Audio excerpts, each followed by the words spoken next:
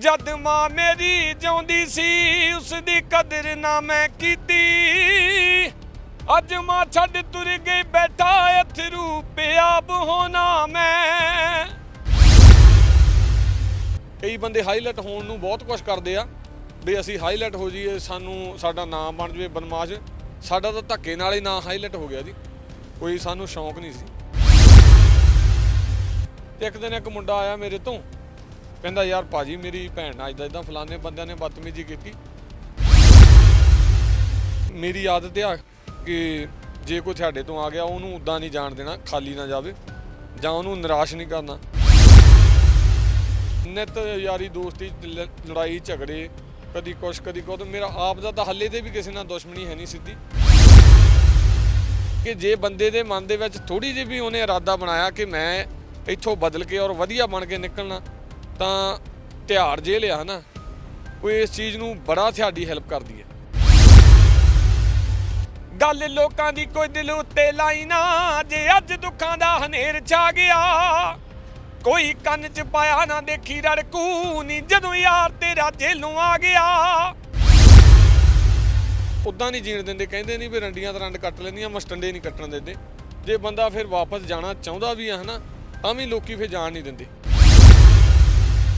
बस वो मम्मी दी डैथ करके इदां दी सट लगी ते फिर इरादा कर लिया कि म्यूजिकल नूं रहना ते इंशाअल्लाह जे सच्चे रब ने चाहे इधर नूं रवांगे। कि असल बदमाश उही आ जिहड़ा अपने बच्चों च रहिंदा, अपने परिवार च रहिंदा, भैणां भाइयां च रहिंदा, उही असल बदमाश आ। ये बदमाशी तो नकली है। नमस्कार, सान टीवी देख रहे सारे दर्शकों का मैं SK मैं स्वागत करता हाँ। दर्शकों, अज असी उस व्यक्ति नाल गलबात करन जा रहे हैं जो किसी समय गैंगस्टर के नाम जिहड़ा उन्हां गैंगस्टर सी वो उन्हां दे नाम नाल जुड़िया होया सी ते पर हुण वो एक वधिया ते पॉपूलर कह सकते हैं कि सिंगर के तौर पर ये पंजाबी इंडस्ट्री में आए ने। उन्हां दे जीवन बारे गल करांगे कि किवें गैंगस्टर तो ये गीतकार ते एक सिंगर बने ते तुहाडी जानकारी लिए भी दस देवां कि वह आपां नॉर्मली कह दिंदे कि गैंगस्टर अजकल तो जी नौजवान पीढ़ी वो अपने नाम नाल लगा के बड़ी खुशी महसूस करती है तो आप नॉर्मली कहते कि ये गैंगस्टर वो गैंगस्टर। पर जिस व्यक्ति नाल तुहाडी गल करवाउण जा रहे हैं वो व्यक्ति पंजाब दीआं जेलों तो लैके दिल्ली की तिहाड़ जेल तक सज़ा कट चुके हैं तो इस समय भी जिहड़े वो बेल उत्ते बाहर आए हुए हैं। सो गलबात करांगे ऐश ढंडा जी नाल ते ऐश जी पहला तो तुहाडा स्वागत है सान टीवी। हाँ जी, सत श्री अकाल जी सारिਆਂ ਨੂੰ, अस्सलाम वालेकुम रहमतुल्लाहि व बरकात। भाजी जिस तरह मैं दर्शकों नाल पहलां सांझी कर खड़िया गल कि तुसीं गैंगस्टर तुहाडे नाल नाल जुड़िया। गैंगस्टर शब्द आपां भी सारे जाणदे आ कि किन्ना खतरनाक कह सकते हैं ते माड़ा भी कह सकते हैं, क्योंकि ये विच चाहे तुसीं आप गैंगस्टर हो जां तुहाडे जिहड़े मोहल्ले आ उन्हां दी भी मौतां हुंदियां जदों गैंगवार हुंदा आ। सो किते ना किते कह सकते हैं कि मनुक्खता तो ਵੱਖ हो के यह काम चलदा है जिहदे विच एक दूजे दी जान लई जांदी है। पहलां तो साडे दर्शकों नूं ये दसो कि जिहड़ी ये गैंगस्टर जिहड़ा शब्द है तुहानूं जां तुसीं इस पासे नूं लगे की कारण सी, की कोई वधीकी होई जां फिर एक जिस तरह हुण नॉर्मली आपां देखदे हां कि नौजवानां विच एक ये अपना ਨਾਂ ਚਮਕਾਉਣ ਲਈ ਜਾਂ ਇੱਕ ਜਦੋਂ ਚੜ੍ਹਦੀ ਜਵਾਨੀ ਉਦੋਂ ਇੱਕ ਹਊਆ ਜਿਹਾ ਹੁੰਦਾ ਕਿ ਅਸੀਂ ਹਰੇਕ ਨਾਲ ਆਹ ਕਰਨਾ ਜਾਂ ਲੜਾਈ ਕਰਨੀ ਜਾਂ ਇੱਦਾਂ ਕਹਿੰਦੇ ਆਪਣਾ ਨਾਂ ਚਮਕਾਉਣ ਲਈ ਜਾਂ ਇੱਕ ਇੱਦਾਂ ਦੇ ਵਿੱਚ ਆਪਣੇ ਯਾਰਾਂ ਦੋਸਤਾਂ ਵਿੱਚ ਆਪਣੇ ਏਰੀਏ ਵਿੱਚ ਨਾਂ ਨੂੰ ਆਪਣੇ ਨੂੰ ਉੱਪਰ ਲੈ ਕੇ ਜਾਣਾ ਕਿ ਨਹੀਂ ਜੀ ਮੇਰੇ ਤੋਂ ਵੱਡਾ ਬਦਮਾਸ਼ ਕੋਈ ਨਹੀਂ ਜਾਂ ਕੋਈ ਇੱਦਾਂ ਦੀ ਗੱਲ ਸੀ। ਨਹੀਂ ਜੀ, ਇੱਦਾਂ ਦਾ ਕੋਈ ਸ਼ੌਂਕ ਨਹੀਂ ਸੀ ਵੀ ਆਪਣੇ ਨਾਂ ਦੇ ਨਾਲ ਮੈਂ ਗੈਂਗਸਟਰ ਲਵਾਵਾਂ ਜਾਂ ਕਿੱਦਾਂ ਹੈ ਨਾ। ਇਹਦਾ ਜੀ ਇੱਦਾਂ ਇੱਕ ਵਾਰੀ ਹੋਇਆ ਕਿ ਮੇਰੇ ਤੋਂ ਵੱਡੇ ਦਾ ਨਾ ਮੇਰਾ ਬੜਾ ਬ੍ਰਦਰ ਆ ਜਿਹੜੇ ਉਹਨਾਂ ਦਾ ਜਿਮ ਹੁੰਦਾ ਸੀ, ਰਾਜਾ ਬਾਕਸਰ ਆ ਮੇਰੇ ਤੋਂ ਵੱਡੇ ਦਾ ਨਾ, ਤੇ ਉਹ ਜਿਮ ਦੇ ਵਿੱਚ ਲੋਕ ਬਥੇਰੇ ਆਉਂਦੇ ਸੀ ਤੇ ਬਥੇਰੇ ਬੰਦੇ ਸਾਡੇ ਨਾਲ ਜੁੜੇ ਸੀ ਤੇ ਸਾਂਝ ਵਧੀਆ ਸੀ ਸਾਡੀ ਉਹਨਾਂ ਨਾਲ, ਪ੍ਰੇਮ ਸੀ। ਤੇ ਇੱਕ ਦਿਨ ਇੱਕ ਮੁੰਡਾ ਆਇਆ ਮੇਰੇ ਤੋਂ ਕਹਿੰਦਾ ਯਾਰ ਭਾਜੀ ਮੇਰੀ ਭੈਣ ਨਾਲ ਇਦਾਂ ਇਦਾਂ ਫਲਾਣੇ ਬੰਦਿਆਂ ਨੇ ਬਦਤਮੀਜੀ ਕੀਤੀ। 2010 ਜਾਂ 11 ਦੀ ਗੱਲ ਆ ਸ਼ਾਇਦ। ਤੇ ਮੈਂ ਕਿਹਾ ਅੱਛਾ, ਤੇ ਉਹ ਰੋਣ ਲੱਗ ਪਿਆ ਕਹਿੰਦਾ ਯਾਰ ਭਾਜੀ ਮੈਂ ਇਕੱਲਾ ਆ ਤੇ ਮੇਰਾ ਭਰਾ ਵੀ ਕੋਈ ਹੈ ਨਹੀਂ, ਮੈਂ ਇਦਾਂ ਮੇਰਾ ਕੋਈ ਸਾਥ ਨਹੀਂ ਦਿੰਦਾ। ਮੈਂ ਕਿਹਾ ਯਾਰ ਜਿੱਦਾਂ ਹੁੰਦੀ ਆ ਇੱਕ ਆਦਤ, ਮੇਰੀ ਆਦਤ ਆ ਕਿ ਜੇ ਕੋਈ ਤੁਹਾਡੇ ਤੋਂ ਆ ਗਿਆ ਉਹਨੂੰ ਉੱਦਾਂ ਨਹੀਂ ਜਾਣ ਦੇਣਾ, ਖਾਲੀ ਨਾ ਜਾਵੇ ਜਾਂ ਉਹਨੂੰ ਨਿਰਾਸ਼ ਨਹੀਂ ਕਰਨਾ। ਉਹ ਮੈਂ ਕਿਹਾ ਯਾਰ ਚੱਲ ਕੋਈ ਨਹੀਂ, ਜਿਹਨੀ ਇੱਦਾਂ ਕੀਤੀ ਆ ਤੂੰ ਮੈਨੂੰ ਦੱਸੀ। ਉਹ ਚਲੋ ਉਹਨੇ ਮੈਨੂੰ ਦੱਸਿਆ ਕਿ ਇੱਦਾਂ ਇੱਦਾਂ ਉਹ ਭਾਜੀ ਆ ਗਿਆ, ਖੜੇ ਆ, ਅਸੀਂ ਉੱਥੇ ਲੜ ਪਏ। ਲੜਾਈ ਬਹੁਤ ਜ਼ਿਆਦਾ ਵਧੀ। ਉਹ ਲੜਾਈ ਦੇ ਵਿੱਚ ਵਾਹਵਾ ਜ਼ਿਆਦਾ ਸੱਟਾਂ ਪੇਟਾਂ ਲੱਗ ਗਈਆਂ, ਹੋਰ ਕਈ ਚੋਟਾਂ ਲੱਗ ਗਈਆਂ ਤੇ ਉਹ ਲੜਾਈ ਬਾਹਲੀ ਮਸ਼ਹੂਰ ਹੋ ਗਈ ਸਾਡੀ ਹੈ ਨਾ, ਦੋਨਾਂ ਭਾਈਆਂ ਦੀ। ਮੈਂ ਸੀ ਤੇ ਵੱਡਾ ਸੀ, ਉਹ ਉੱਥੇ ਜਦੋਂ ਲੜੇ ਤੇ ਲੜਨ ਦੇ ਨਾਲ ਉਹ ਲੋਕਾਂ ਦੇ ਵਿੱਚ ਜ਼ਿਆਦਾ ਹਾਈਲਾਈਟ ਜੇ ਹੋ ਗਏ ਵੀ ਇਹ ਇੱਦਾਂ ਇੱਦਾਂ ਹੈ ਨਾ।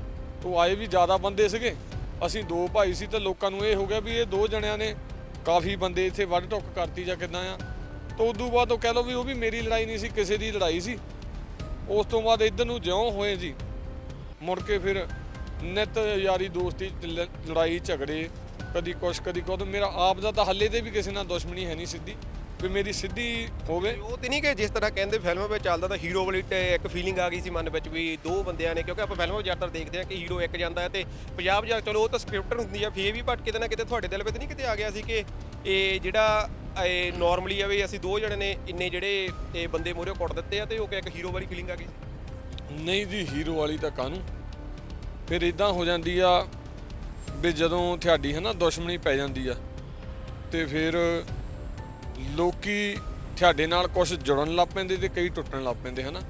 ਤੇ ਫਿਰ ਕਈ ਵਾਰੀ ਮਜਬੂਰੀ ਇਦਾਂ ਦੀ ਬਣ ਜਾਂਦੀ ਆ ਵੀ ਅਸੀਂ ਕਿਸੇ ਮਗਰ ਜਾਵਾਂਗੇ ਤਾਂ ਉਹ ਸਾਡੇ ਮਗਰ ਆਉਣਗੇ ਹੈ ਨਾ।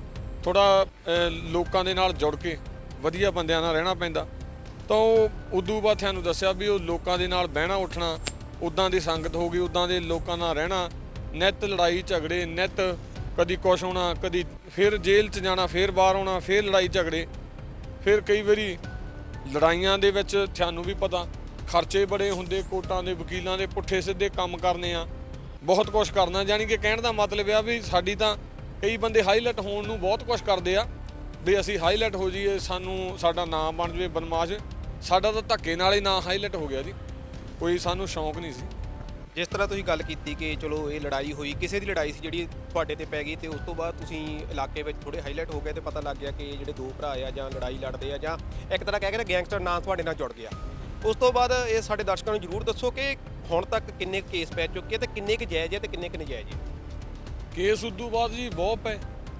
ਉਦੋਂ ਬਾਅਦ ਫਿਰ ਜਦੋਂ ਬੰਦਾ ਹਾਈਲਾਈਟ ਹੋ ਜਾਂਦਾ, ਜਦੋਂ ਪ੍ਰਸ਼ਾਸਨ ਵੀ ਤੁਹਾਡੇ ਤੋਂ ਖਿੱਚ ਜਾਂਦਾ, ਫਿਰ ਕਈ ਵਾਰੀ ਕੇਸ ਜਾਇਜ਼ ਤਾਂ ਕਈ ਤੁਹਾਡੇ ਤੇ ਹੁੰਦੇ ਆ, ਫਿਰ ਕਈ ਨਜਾਇਜ਼ ਗਿਫਟ ਵੀ ਮਿਲਦੇ ਆ ਤੁਹਾਨੂੰ।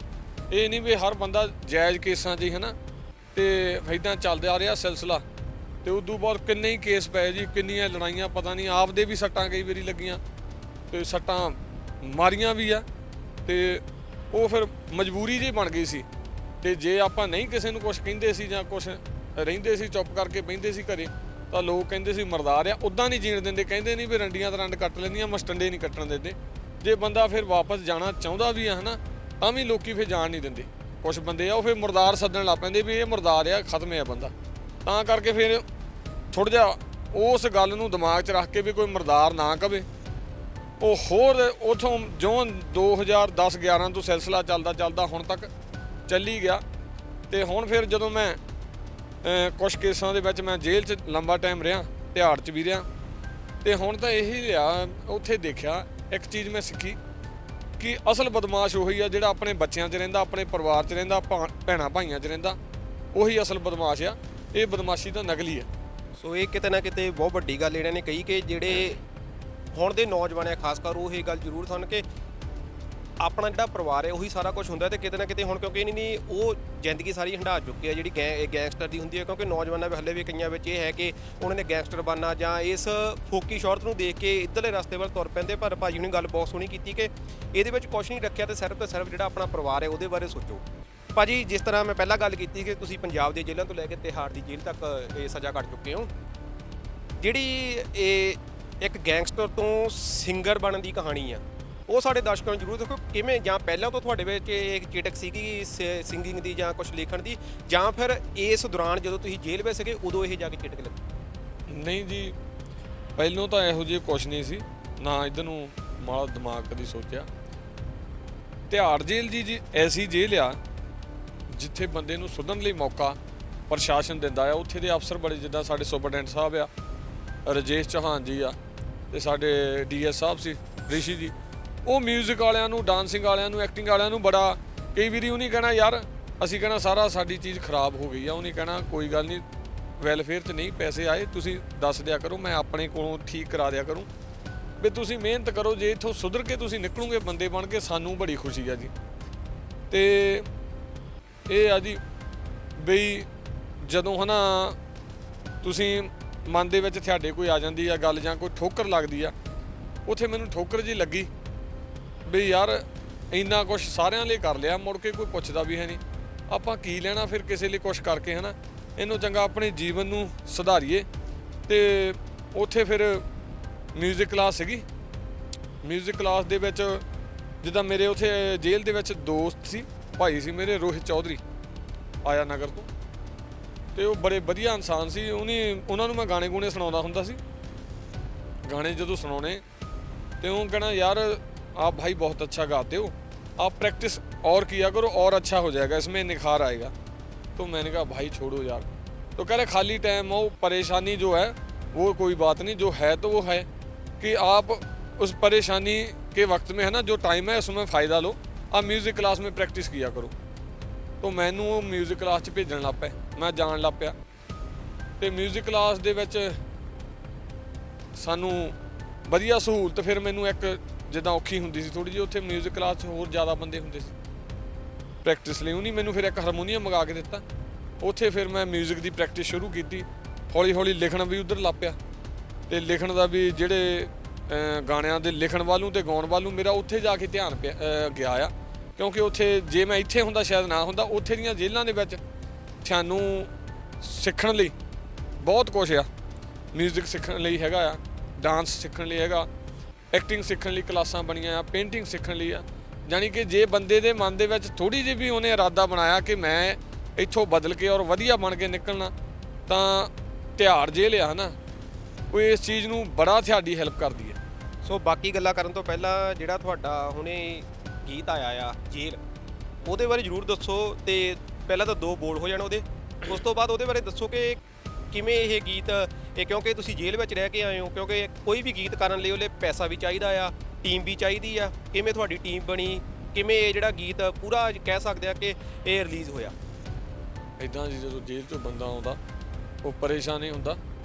ਉਹਦੇ ਬਾਰੇ ਮੈਂ ਤੁਹਾਨੂੰ ਦੱਸਦਾ ਬਾਅਦ 'ਚ ਵੀ ਕਿਹਨੇ ਹੈਲਪ ਕੀਤੀ। ਮੈਂ ਤੁਹਾਨੂੰ ਉਹਦੇ 2 ਬੋਲ ਸੁਣਾਉਣਾ। ਜੇਲ੍ਹ ਗਾਣਾ ਆ, ਸੌਂਗ ਦਾ ਟਾਈਟਲ ਆ ਜਿਹੜਾ ਜੇਲ੍ਹ ਆ, ਉਹਦੇ ਹਿੱਟ ਸਟਾਰ ਕੰਪਨੀ ਆ ਭਾਜੀ ਲਖਵੀਰ ਸਿੰਘ ਮੋਰਾਂ ਵਾਲੀ, USA ਤੋਂ ਆ, ਬਹੁਤ ਵਧੀਆ ਇਨਸਾਨ ਆ। ਉਹਨੇ ਰਿਲੀਜ਼ ਕੀਤਾ ਗਾਣਾ ਮੇਰਾ, ਤੇ ਇਹਦਾ ਮਿਊਜ਼ਿਕ ਕੀਤਾ ਮੇਰੇ ਦੋਸਤ ਵੀ ਆ, ਵੱਡੇ ਭਰਾ ਵੀ ਆ, ਜੱਸੀ ਬ੍ਰਦਰ ਗੜਸ਼ੰਕਰ ਤੋਂ, ਤੇ ਡੌਨ ਐਕਸ ਮੇਰਾ ਛੋਟਾ ਭਰਾ ਆ।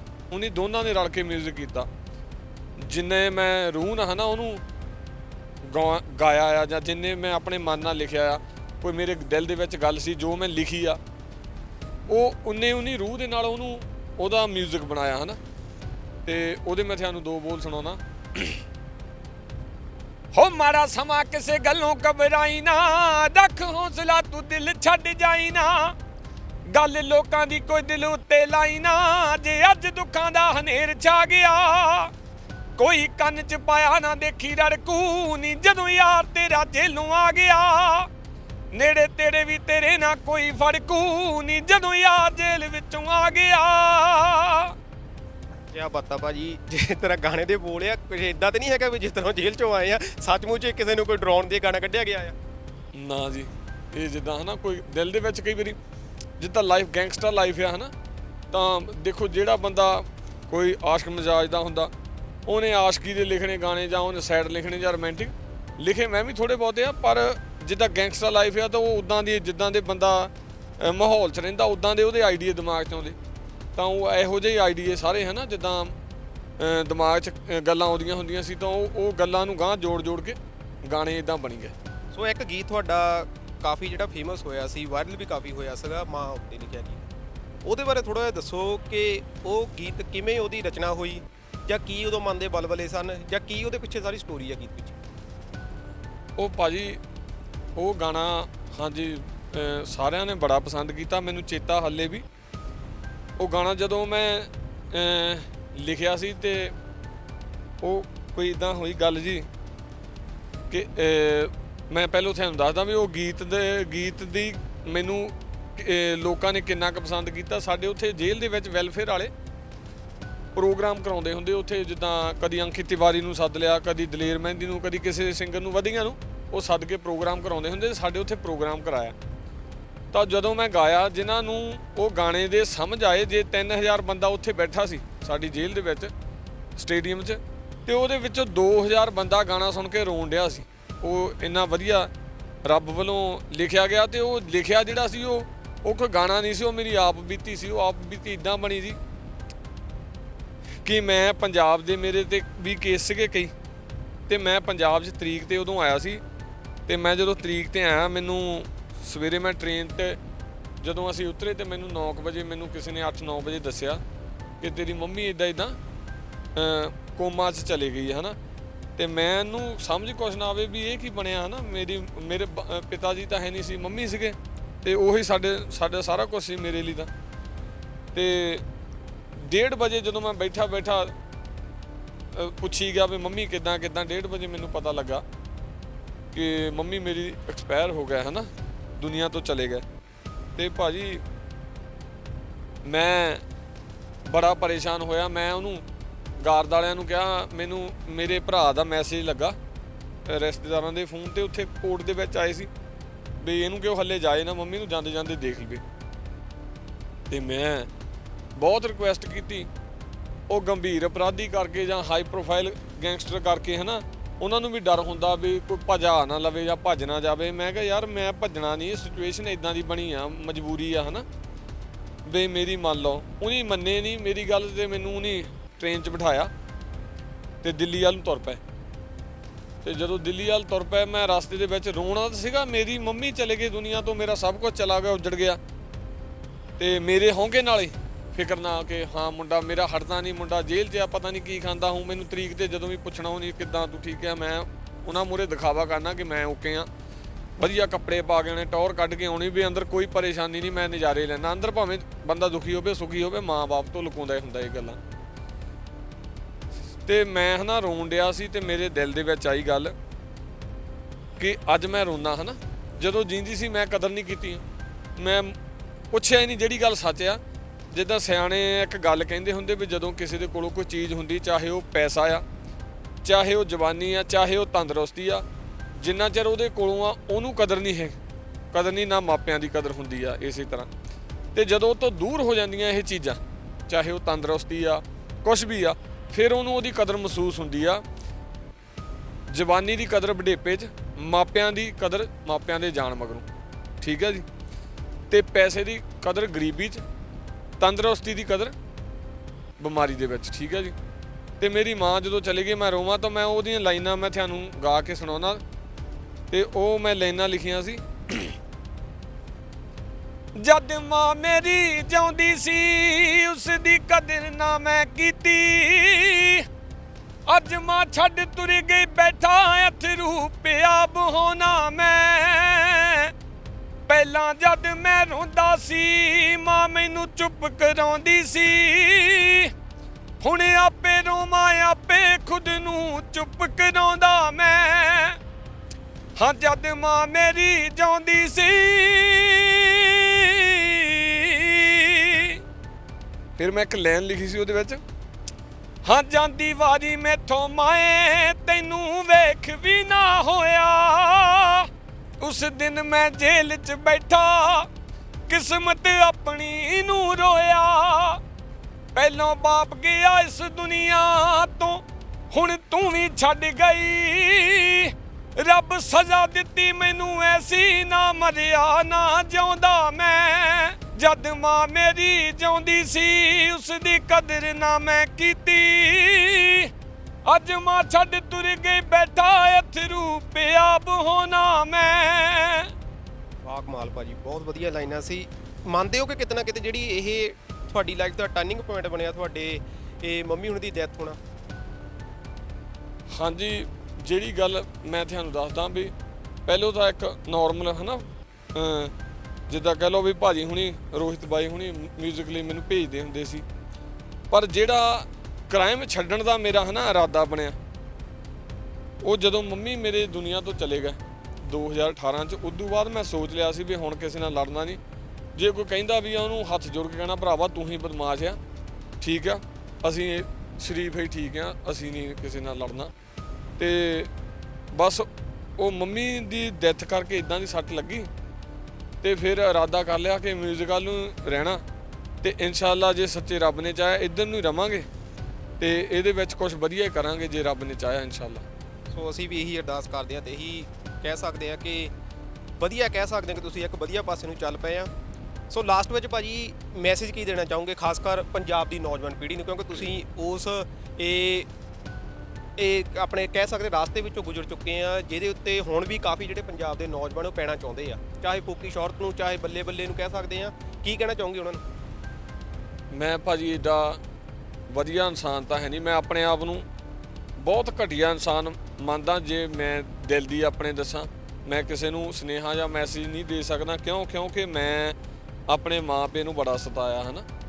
ਪਰ ਜਿਹੜੀ ਤੁਸੀਂ ਗੱਲ ਕਹੀ ਆ ਵੀ ਮੈਂ ਇੱਕ ਸੁਨੇਹਾ ਦੇ ਸਕਦਾ ਇਹ ਵੀ ਮੈਂ ਵਾਕਈ ਹੈ ਨਾ ਮੱਛੀ ਪੱਥਰ ਚੱਟ ਕੇ ਮੁੜਦੀ, ਮੈਂ ਵੀ ਸਭ ਕੁਝ ਦੇਖ ਕੇ ਇਹ ਇੱਧਰ ਨੂੰ ਮੂੰਹ ਮੋੜਿਆ। ਮੈਨੂੰ 2010-11 ਤੋਂ ਕ੍ਰਾਈਮ ਦੇ ਵਿੱਚ ਨਿੱਤ ਝਗੜੇ ਪੁੱਠੇ ਸਿੱਧੇ ਕੰਮ ਸਾਰਾ ਕੁਝ ਕਰਕੇ ਦੇਖ ਲਿਆ। ਆਖਰ ਇਹੀ ਨਿਕਲਿਆ ਵੀ ਇਹਦੇ ਵਿੱਚ ਘਰ ਦੀ ਬਰਬਾਦੀ ਆਪਦੀ।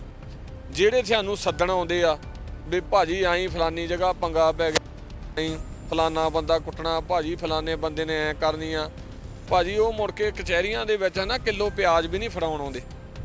ਤੇ ਆਖਰ ਕਚਹਿਰੀਆਂ ਦੇ ਵਿੱਚ ਤੁਹਾਨੂੰ ਕੌਣ ਮਿਲਣਗੇ? ਤੁਹਾਡੇ ਭੈਣ, ਤੁਹਾਡਾ ਭਰਾ, ਮਾਂ, ਬਾਪ, ਆਪਣੇ ਘਰ ਦੇ। ਇੱਥੋਂ ਤੱਕ ਕਿ ਜਿਹੜੇ ਦੂਰ ਦੇ ਰਿਸ਼ਤੇਦਾਰ ਹੁੰਦੇ ਉਹ ਵੀ ਇੱਕ ਅੱਧੀ ਵਾਰੀ ਦੋ ਤਰੀਕਾਂ ਤੇ ਆ ਕੇ ਪਹਿਨਦੇ ਆ ਵੀ ਇੱਥੇ ਤਾਂ ਖੱਜਲ ਖੁਆਰੀ ਆ। ਤੇ ਕੁਛ ਨਹੀਂ ਇਸ ਚੀਜ਼ 'ਚ ਰੱਖਿਆ। ਇਹਦੇ ਵਿੱਚ ਤੁਸੀਂ ਆਪ ਵੀ ਪਰੇਸ਼ਾਨ ਰਹਿੰਦੇ ਆ ਜੇਲ੍ਹ ਦੇ ਵਿੱਚ ਤੇ ਬਾਹਰ ਮਾਪੇ ਪਰੇਸ਼ਾਨ ਰਹਿੰਦੇ ਆ। ਤੇ ਇਹੀ ਆ ਵੀ ਜਿੰਨਾ ਇਹ ਤੋਂ ਪਰਹੇਜ਼ ਕਰਨਾ ਹੈ ਨਾ, ਦੂਰ ਰਹਿਣਾ ਦੂਰ ਚਾਹੀਦਾ ਹੈ ਨਾ, ਜਿੰਨਾ ਦੂਰ ਰਹਿਣਾ ਚਾਹੀਦਾ। ਮੈਂ ਕਹਿੰਦਾ ਵੀ ਜੇ ਕੋਈ ਕਹਿ ਵੀ ਜਾਂਦਾ ਤਾਂ ਤੁਸੀਂ ਕਹੋ ਵੀ ਭਰਾਵਾ ਠੀਕ ਆ, ਤੇਰੇ ਅੱਗੇ ਹੱਥ ਜੋੜੇ, ਤੂੰ ਬਦਮਾਸ਼ ਆ, ਅਸੀਂ ਡਰੂ ਆ, ਇੱਦਾਂ ਕਹਿ ਕੇ ਆਪਣਾ ਖਹਿੜਾ ਖੂੜਾ ਛਡਾ ਕੇ ਨਿਕਲ ਜਾਓ। ਕੋਈ ਵੀ ਕ੍ਰਾਈਮ ਕਰਨ ਤੋਂ ਪਹਿਲਾਂ ਇਹ ਸੋਚ ਲਓ ਵੀ ਜਿਹੜੀ ਤੁਸੀਂ ਕ੍ਰਾਈਮ ਕਰਨ ਡਏ ਆ ਇਹਦਾ ਨਤੀਜਾ ਹੈ ਨਾ ਪਰਿਵਾਰ ਦੇ ਨਾਲ ਐਂਡ ਤੇ ਵਿਛੋੜਾ ਆ। ਕਿਸੇ ਤਰ੍ਹਾਂ ਦਾ ਵੀ ਕ੍ਰਾਈਮ ਲੈ ਲਓ, ਜੇਲ੍ਹ ਤੁਹਾਨੂੰ ਜਾਣਾ ਪੈਣਾ। ਉਹ ਚਾਹੇ ਤੁਸੀਂ ਅੱਜ ਜਾਓ ਕ੍ਰਾਈਮ ਕਰਕੇ, ਚਾਹੇ ਸਾਲ ਨੂੰ ਜਾਓ। ਇੱਕ ਨਾ ਇੱਕ ਦਿਨ ਕਹਿੰਦੇ ਨੇ 100 ਦਿਨ ਚੋਰ ਦਾ ਤੇ ਇੱਕ ਦਿਨ ਸਾਧ ਦਾ ਆਉਂਦਾ। ਤੇ ਉਹ ਸਾਧ ਦਾ ਇੱਕ ਦਿਨ ਆਉਂਦਾ। ਕਿਸੇ ਵੀ ਪੁੱਠੇ ਸਿੱਧੇ ਕੰਮ 'ਚ, ਲੜਾਈਆਂ ਝਗੜਿਆਂ 'ਚ ਬੰਦਾ ਕਿਤੇ ਨਾ ਕਿਤੇ ਫਿੱਟ ਹੋ ਹੀ ਜਾਂਦਾ ਆ। ਜੇਲ੍ਹ ਯਾਤਰਾ ਕਰਨੀ ਪੈਂਦੀ। ਜੇਲ੍ਹ ਇਹੋ ਜਿਹੀ ਬੁਰੀ ਚੀਜ਼ ਆ, ਬੁਰੀ ਜਗ੍ਹਾ ਆ, ਬੁਰੀ ਚੀਜ਼ ਆ ਕਿ ਜਿੱਥੇ ਰੱਬ ਵੈਰੀ ਦੁਸ਼ਮਣ ਨੂੰ ਬਿਨਾਂ ਲਿਜਾਵੇ। ਤੇ ਮੈਂ ਇਹੀ ਕਹਿਣਾ ਚਾਹੁੰਦਾ ਹਰ ਮੇਰਾ ਭਰਾ ਜਿਹੜਾ ਮੇਰੀ ਗੱਲ ਸੁਣ ਰਿਹਾ ਆ ਉਹ ਕ੍ਰਾਈਮ ਤੋਂ ਦੂਰ ਰਹੇ, ਬਚੇ ਔਰ ਆਪਣੇ ਪਰਿਵਾਰ ਦੇ ਵਿੱਚ ਹੱਸਦਾ ਖੇਡਦਾ ਰਹੇ। ਇਹੀ ਮੇਰਾ ਸੁਨੇਹਾ ਜੀ। ਸੋ ਉਸ ਹਨੇਰੇ ਵਿੱਚੋਂ ਨਿਕਲ ਕੇ ਤੁਸੀਂ ਸੰਗੀਤਕ ਸਫ਼ਰ ਦੀ ਇੱਕ ਸ਼ੁਰੂਆਤ ਕੀਤੀ ਹੈ। ਸੋ ਤੁਹਾਡੇ ਜਿਹੜਾ ਨਵਾਂ ਇਹ ਕਹਿ ਸਕਦੇ ਕਿ ਜੀਵਨ ਸ਼ੁਰੂ ਕੀਤਾ ਹੈ ਉਹਦੇ ਲਈ ਸਾਡੇ ਵੱਲੋਂ ਵੀ ਤੁਹਾਡੇ ਲਈ ਬਹੁਤ ਬਹੁਤ ਸ਼ੁਭਕਾਮਨਾਵਾਂ। ਥੈਂਕ ਯੂ ਜੀ।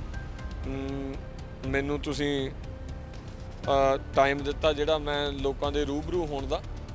ਮੈਂ ਤਾਂ ਕੋਈ ਗਵਈਆ ਵੀ ਹੈ ਨਹੀਂਗਾ ਤੇ ਨਾ ਕੋਈ ਮੈਂ ਐਡਾ ਵਧੀਆ ਲਿਖਾਰੀ ਆ।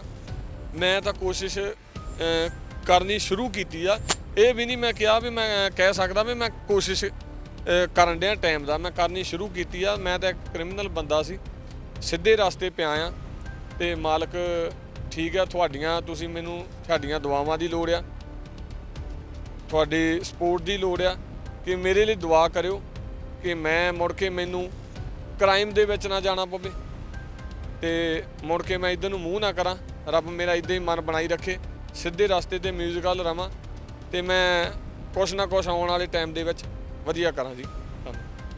ਸੋ ਇਹ ਸਨ ਐਸ਼ ਢੰਡਾ ਹੁਣੀ, ਜਿਨ੍ਹਾਂ ਦੀ ਇੰਟਰਵਿਊ ਦਿਖਾਉਣ ਦਾ ਸਾਡਾ ਮੇਨ ਮਕਸਦ ਮੈਂ ਇਹੀ ਕਹਿ ਸਕਦਾ ਕਿ ਇਹੀ ਆ ਕਿ ਜਿਹੜੀ ਸਾਡੀ ਪੰਜਾਬ ਦੀ ਨੌਜਵਾਨ ਪੀੜ੍ਹੀ ਆ ਉਹ ਉਹਨਾਂ ਨੂੰ ਦੂਰੋਂ ਇਹ ਜਿਹੜਾ ਗੈਂਗਸਟਰ ਆ ਜਾਂ ਗੈਂਗਵਾਰ ਜਿਹੜਾ ਸ਼ਬਦ ਆ ਉਹ ਬੜਾ ਹੀ ਵਧੀਆ ਲੱਗਦਾ ਤੇ ਹਰ ਇੱਕ ਜਿਹੜਾ ਨੌਜਵਾਨ ਜੋਸ਼ ਵਿੱਚ ਇਦਾਂ ਦੇ ਪਾਸੇ ਨੂੰ ਜਾਣਾ ਚਾਹੁੰਦਾ ਆ। ਪਰ ਐਸ਼ ਢੰਡਾ ਹੁਣਾਂ ਦੀ ਜ਼ਿੰਦਗੀ ਨੂੰ ਦੇਖ ਕੇ ਜੋ ਉਹਨਾਂ ਨੇ ਹੰਢਾਇਆ, ਕਿਉਂਕਿ ਦਿੱਲੀ ਦੀਆਂ ਜੇਲ੍ਹਾਂ ਜਿਹੜੀ ਤਿਹਾੜ ਜੇਲ੍ਹ ਸਭ ਤੋਂ ਵੱਡੀ ਜੇਲ੍ਹ ਕਹੀ ਜਾਂਦੀ ਹੈ, ਉਹਦੇ ਵਿੱਚ ਉਹ ਸਜ਼ਾ ਕੱਟ ਕੇ ਆਏ ਆ। ਸੋ ਉਹਨਾਂ ਨੇ ਆਪਣੀ ਜ਼ਿੰਦਗੀ ਦੀ ਸਾਰੀ ਜਿਹੜੀ ਆਪ ਬੀਤੀ ਉਹ ਸੁਣਾਈ। ਸੋ ਲੋੜ ਆ ਹੁਣ ਦੀ ਨੌਜਵਾਨੀ ਨੂੰ ਜਾਂ ਜਿਹੜੇ ਇਸ ਪਾਸੇ ਨੂੰ ਤੁਰ ਗਏ ਆ ਉਹਨਾਂ ਨੂੰ ਵੀ ਇਹਨਾਂ ਤੋਂ ਸਿੱਖਣ ਦੀ, ਤਾਂ ਜੋ ਉਹ ਜਿਸ ਤਰ੍ਹਾਂ ਉਹਨੇ ਦੱਸਿਆ ਕਿ ਕੁਝ ਨਹੀਂ ਹੈ ਇਸ ਜਿਹੜੇ ਸਫ਼ਰ ਵਿੱਚ। ਇਹਦੇ ਵਿੱਚ ਸਿਰਫ ਤੇ ਸਿਰਫ ਆਪਣੀ ਅਤੇ ਆਪਣੇ ਪਰਿਵਾਰ ਦੀ ਬਰਬਾਦੀ ਆ। ਸੋ ਲੋੜ ਹੈ ਇਹਨਾਂ ਦੀ ਜੀਵਨ ਤੋਂ ਸਿੱਖਿਆ ਲੈ ਕੇ ਆਪਣੇ ਪਾਸੇ ਨੂੰ ਆਪਣੇ ਪਰਿਵਾਰ ਲਈ ਆਪਣਿਆਂ ਲਈ ਲਾਉਣ ਦੀ, ਨਾ ਕਿ ਇਹ ਜਿਹੜੀ ਫੌਕੀ ਸ਼ੋਹਰਤ ਆ, ਗੈਂਗਵਾਰ ਆ ਜਾਂ ਗੈਂਗਸਟਰ ਸ਼ਬਦ ਵੱਲ ਨੂੰ ਜਾਣ ਦੀ। ਸੋ ਲਾਸਟ ਵਿੱਚ ਇਹੀ ਕਵਾਂਗੇ ਕਿ ਇਸ ਇੰਟਰਵਿਊ ਤੋਂ ਇਹ ਤੁਸੀਂ ਜ਼ਰੂਰ ਕੁਛ ਨਾ ਕੁਛ ਸਿੱਖੋ, ਕਿਉਂਕਿ ਜਿਹੜੀ ਜ਼ਿੰਦਗੀ ਆ ਉਹ ਇੱਕੋ ਵਾਰ ਮਿਲਦੀ ਆ। ਸੋ ਕੈਮਰਾਮੈਨ ਪਵਨ ਅਤੇ ਐਸਕੇ ਬੈਂਸ ਨੂੰ ਦਿਓ ਇਜਾਜ਼ਤ। ਧੰਨਵਾਦ। ਫਗਵਾੜਾ ਦੇ ਵਿੱਚ ਆਸ਼ੂ ਦੀ ਹੱਟੀ ਦਾ ਖੁੱਲਾ ਚੈਲੰਜ, ਜਿੱਥੋਂ ਤੁਹਾਨੂੰ ਮਿਲਣਗੇ ਸ਼ਹਿਰ ਵਿੱਚ ਸਭ ਤੋਂ ਸਸਤੇ ਰੇਟ ਤੇ ਸੂਟ, ਲਹਿੰਗੇ, ਸਾੜੀਆਂ ਤੇ ਪਲਾਜ਼ੋ। ਆਸ਼ੂ ਦੀ ਹੱਟੀ ਦਾ ਇੱਕ ਹੀ ਵਾਅਦਾ, ਤੁਹਾਨੂੰ ਮਿਲਣਗੇ ਵਧੀਆ ਕੁਆਲਿਟੀ ਦੇ ਕੱਪੜੇ, ਪਰ ਰੇਟ ਨਹੀਂ ਹੋਵੇਗਾ ਜ਼ਿਆਦਾ। ਇੱਕ ਵਾਰ ਵਿਜ਼ਿਟ ਜ਼ਰੂਰ ਕਰੋ ਆਸ਼ੂ ਦੀ ਹੱਟੀ, ਆਪੋਜ਼ਿਟ ਬੱਸ ਸਟੈਂਡ, ਫਗਵਾੜਾ।